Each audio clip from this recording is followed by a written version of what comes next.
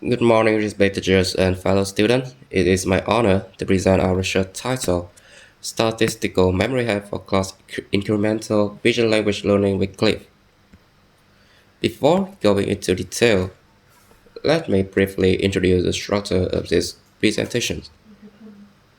We will go through 5 main sections: introductions, related works, methodology, results, and conclusions. Let us begin with the introductions. As we know, recent reason language models such as CLIP demonstrate a strong generalization ability, enabling impressive zero-shot recognition in performance. However, in a real-world scenario, models rarely operate in a static environment. Instead, they must learn new tasks sequentially over time. As new tasks constantly appear, the model needs to adapt to new knowledge without retraining from scratch. However, statistics introduce a major challenge known as catastrophic forgetting. Catastrophic forgetting occurs when a model learns new information but gradually loses knowledge learned from previous tasks.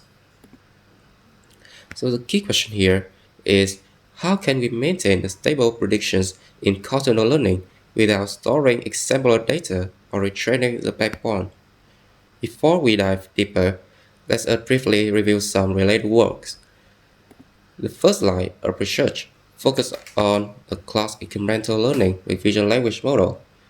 A recent approach adopts CLIP using methods such as prompt tuning, adapters, and other parameter-efficient fine-tuning techniques, enabling efficient adaptation to new tasks while keeping the backbone frozen.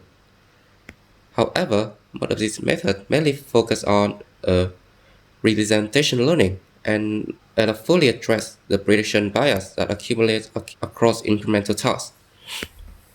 And this research gap and the key questions that I have mentioned have motivated us for our approach. We propose the statistical memory head, with the key ideas is to store class-level statistics in a frozen clay feature, and then perform a Gaussian discriminant inference at different time to recalibrate the predictions. Our methods offers three main advantages: no external storage, which reduces the memory requirements, a minimal computational overhead since the backbone remains frozen, and a better stability plus density trade-off in continual learning. Now, turn to the section 3, methodology. This is the overall framework of our methods. As shown in this figure, our framework consists of two stages: training and inference. During the training, we keep the clip encoder frozen and train a lightweight adapter in post branch with clip contrasted load as several regularization terms. And during inference, the image features is extracted by the frozen encoder and passed to two components, the adapter-based classifier and uppermost statistical memory head. Finally, the prediction combined from these two components with a logic fusions to produce the final output, and this design allows our method to balance plasticity from adapter and stability from statistical memory. Now let us take a closer look at how each stage works. Our training approach contains three key components. First, we introduce a lightweight adapter which allows the model to adapt to new tasks by keeping the clip backbone frozen. Second, we add a regularization loss to stabilize the shredding and prevent representation drift across tasks. And third, instead of storing raw image for replay, we apply a Gaussian feature sample. About the main objective, we use a standard clip contrastive learning objective to match the image and text pairs that have higher similarity than non-matching pairs. In addition to the clip loss, we include several auxiliary terms in the full objective, and this regularization term help maintain the cross-modal alignment and stabilize visual learning across incremental tasks. Now, after training the adapter, we introduce the key component of our method, the statistical memory head. The key idea of our approach is to maintain a statistical representation of each class in frozen clip feature space.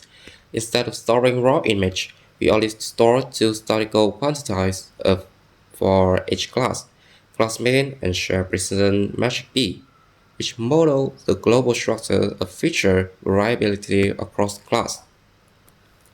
To estimate this structure, We first compute the covariant matrix of the features, which measures how features spread around their class center, which gives us the covariant structure.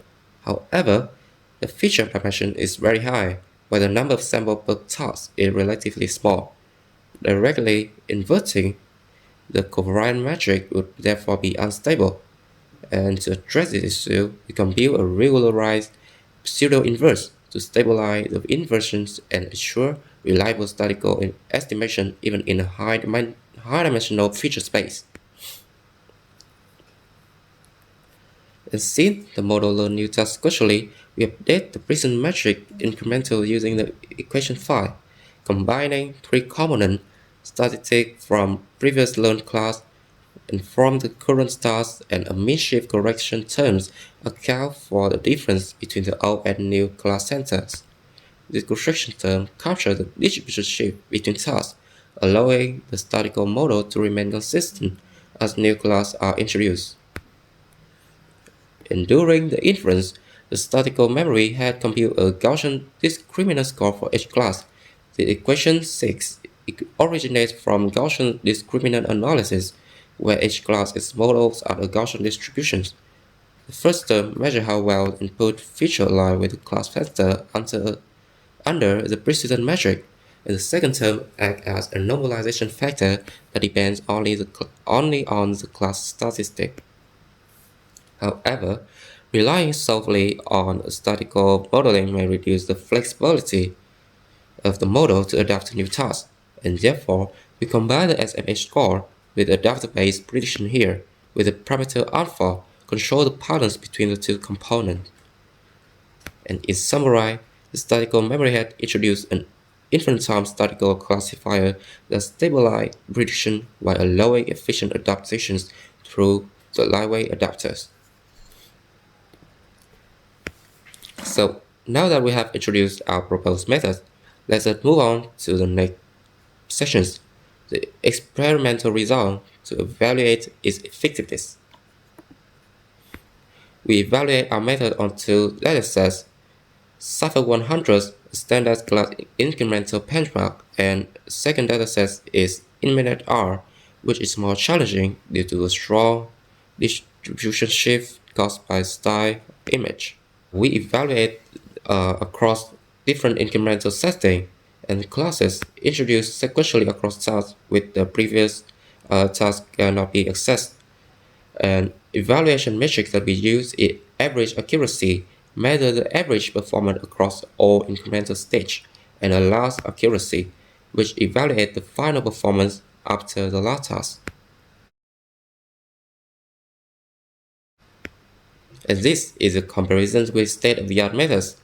These include exemplar-based methods such as iCal and proof, as well as prompt and adapter-based like L2P, dual prompt, coded prompt, and a strongest baseline graph. Overall, our method consistently achieved the best performance across multiple incremental testing, and on Cypher 100, our approach improved the strongest baseline graph by approximately over 5 to 1.3% in average accuracy. On ImageNet R, which contains stronger distribution shift, the improvement becomes even more significant, reaching about 3.4 to 3.6% in average accuracy. An important point is that our method achieves this improvement without storing exemplar image, highlighting the effectiveness of infinite-time statistical calibration. To have a better understanding of the contribution of each component, we perform an ablation study. First, image augmentation improved the robustness during training. Second one, the text adapter significantly improved the visual semantic alignment, regularizations, while improved the average accuracy. However, it losses have in stabilizing the training across incremental tasks. And the largest improvement comes from adding the statistical memory head. As shown in the table, introducing the HM8 increasing the log accuracy from 76% to 80%, demonstrating that infinite-time statistical modeling effectively corrects the prediction bias. Finally, we analyze the sensitivity of the fusion parameter alpha. We control the balance between HMH and adapter predictions. As shown in the figure, the performance reaches its peak when alpha equals 0.9. This indicates that the statistical memory plays a dominant role in stabilizing the predictions. However, using only the SMH corresponding to alpha equal 1 slightly reduces the performance because it removes the adapter's task-specific discriminative ability. Therefore, combining per component achieves the best stability, plasticity balance, and based on results, we can now summarize the key contributions of our work. In this work, we study the problem of class-incremental learning with frozen vision language models. We propose the statistical memory head, a lightweight inference time model that models class level Gaussian statistic in a frozen cliff feature space. And by performing a covariant-aware discriminant inference, the SMH provides a stable statistical anchor that helps recalibrate the predictions. When combined with lightweight adapters and Gaussian feature replay, our methods effectively balance the long-term stability and short-term plasticity. Extensive experiment on several 100s and image R demonstrates a consistent improvement over state-of-the-art methods, especially under strong distribution shift. In future work, we plan to extend the proposed statistical memory framework to a larger vision language model. We also aim to explore more advanced statistical modeling techniques to further improve the continual learning performance. And this is the end of our presentations. Thank you for your attention.